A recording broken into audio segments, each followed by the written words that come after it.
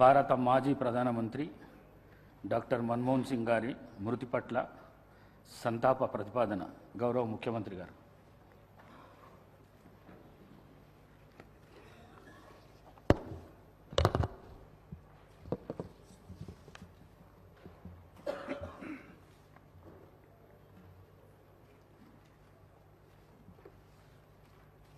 అధ్యక్ష,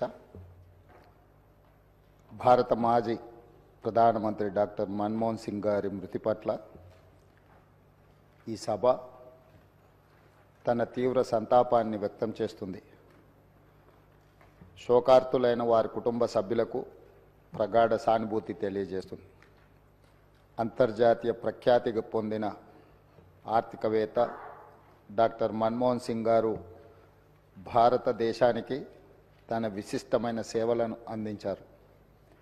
కేంద్ర ప్రభుత్వ ప్రధాన ఆర్థిక సలహాదారుగా, భారత రిజర్వ్ బ్యాంక్ గవర్నర్గా, ప్రణాళికా సంఘం డెప్యూటీ చైర్పర్సన్గా, కేంద్ర ఆర్థిక మంత్రిగా, భారత ప్రధానమంత్రిగా ఆయన వివిధ హోదాలలో తన సేవలను ఈ దేశానికి అందించారు.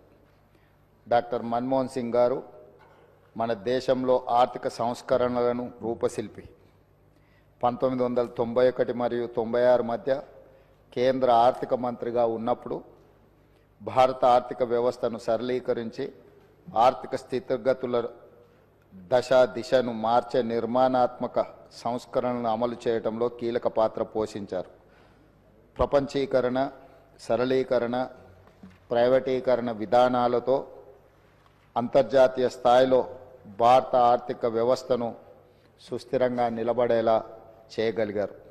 2004 మరియు 2014 మధ్య భారత ప్రధానమంత్రిగా ఉన్న మన్మోహన్ సింగ్ గారు తన పదవీ కాలంలో ఎన్నో చారిత్రాత్మకమైన సామాజిక కార్యక్రమాలకు శ్రీకారం చుట్టారు. కూలీలకు ఉపాధి కల్పించే మహాత్మా గాంధీ జాతీయ గ్రామీణ ఉపాధి హామీ చట్టం, పరిపాలనలో పారదర్శకతను చాటి చెప్పే సమాచార హక్కు చట్టం, ప్రజారోగ్యానికి ప్రాధాన్యం ఇచ్చిన జాతీయ గ్రామీణ ఆరోగ్య మిషన్ ప్రారంభించారు. అందరికీ ఆధార్ కార్డు లాంటి సామాజిక విప్లవాత్మక కార్యక్రమాలను ఆయన హయాంలోనే మొదలయ్యాయి.